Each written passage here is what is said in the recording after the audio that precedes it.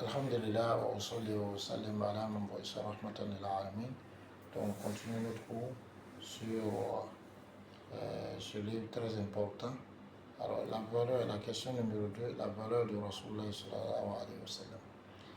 Et donc, comme on a dit, Rasulullah sallallahu alayhi wa sallam a dépassé les 7 cieux. Il est arrivé à un endroit où il entendait le bruit que font les calams, les plumes avec lesquelles les anges écrivaient. Cela ne s'oppose pas à l'hadith du prophète sallallahu alayhi wa sallam où il dit Rufiat al-Aqlam, les calams de dessin ont arrêté d'écrire parce que il n'y a pas de contradiction entre ces hadiths et puis le fait que Rasulullah sallallahu alayhi wa sallam ait entendu le bruit des calams. Les calams de dessin qui a arrêté d'écrire, ça c'est le hadith. Maintenant l'autre hadith où Rasulullah sallallahu alayhi wa sallam entend les bruits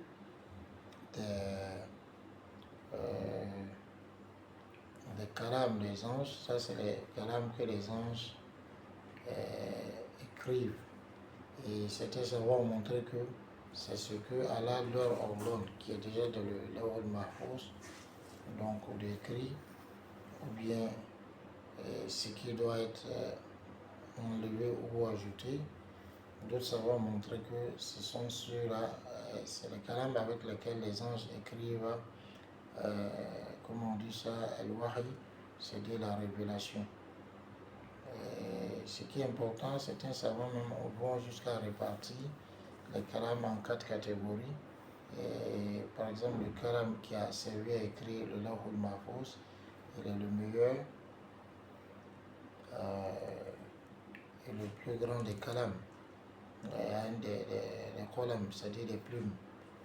Ensuite, il y a une plume qui a été destinée à écrire pour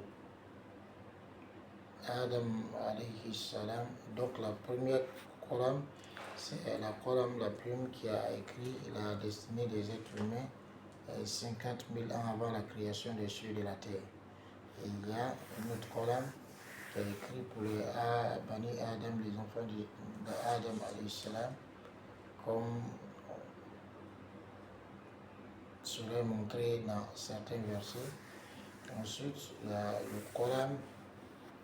colonne, c'est-à-dire la plume qui a écrit, qui va écrire concernant le fœtus, comme dans l'hadith d'Ibn Mas'ud, rapporté par Bukhari Muslim, où Rasulullah sallallahu alayhi wa sallam montre qu'on consacre 40 jours à la création de l'un d'entre vous dans le ventre de sa mère comme une goutte de sperme, ensuite 40 autres jours un carreau de sang, 40 autres jours un morceau de chair. Après, l'ange vient souffler l'âme et il est chargé d'écrire 4 éléments concernant le fœtus, à savoir la durée de sa vie, ses actions, sa destinée heureuse ou malheureuse. Dans d'autres versions du hadith, les anges ont demandé est-ce que ce serait un homme ou une femme. Donc, voilà ce collam et bien d'autres collams et une autre catégorie de collam qui va faire la quatrième.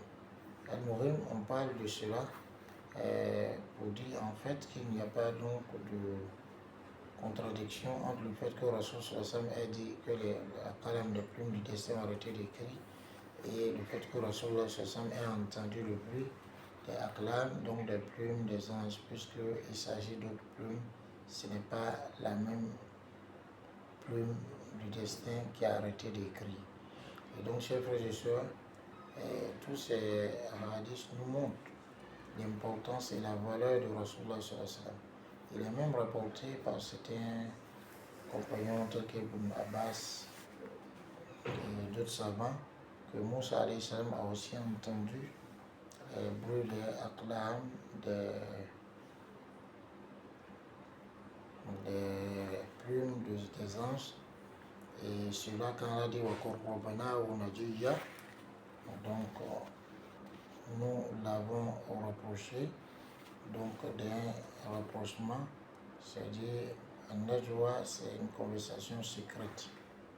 Donc Allah parlait avec Moussa alayhi salam comme l'a d'ailleurs parlé à Rasulullah sallallahu alayhi wa sallam.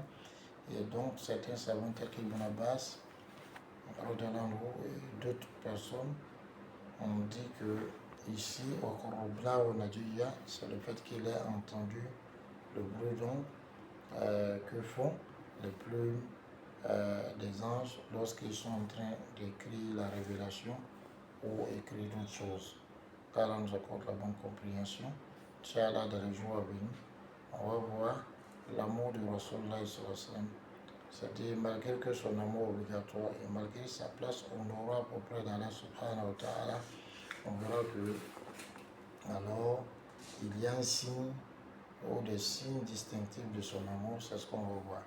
Mais déjà, Rasulullah, malgré sa grande valeur, il dit, je ne suis je ne suis qu'un serviteur et messager. Alors dites, serviteur d'Allah et messager d'Allah. Il y en a qui ont exagéré dans l'amour de Rasulullah ou bien dans ses éloges, et c'est ce que Rasulullah interdit dans Sahih Bukhari. Il dit, n'exagérez pas dans mon éloge comme les chrétiens ont exagéré dans l'éloge de Isa, fils de Marie. Dites plutôt Abdullah, serviteur d'Allah wa Rasulullah et son messager. Et de même, Rasulullah, une femme, comme on va venir le voir, est venue chanter ses louanges, une jeune fille, et elle a dit, il y a parmi nous un messager qui sait ce qui va advenir demain. Rasulullah s'est fâché et il dit, laisse cela. Personne ne connaît l'invisible, ce qu'il y aura le lendemain si ce n'est qu'Allah. Et continue de dire ce que tu disais comme bonne parole. Et donc, il ne faut pas qu'on tombe dans l'exagération ou bien dans le culte de la personnalité. Voilà pourquoi Allah a dit à Rasulullah sallallahu dit Innama ana basharun mislukum, je ne suis qu'un messager comme je ne suis qu'un être humain, mislukum comme vous. La différence, yuha ilayya, on me fait la révélation. Car nous accorde la bonne compréhension, qu'il nous aide à l'adorer de la façon qui va le rendre satisfait de nous. Salam alaikum wa rahmatullah.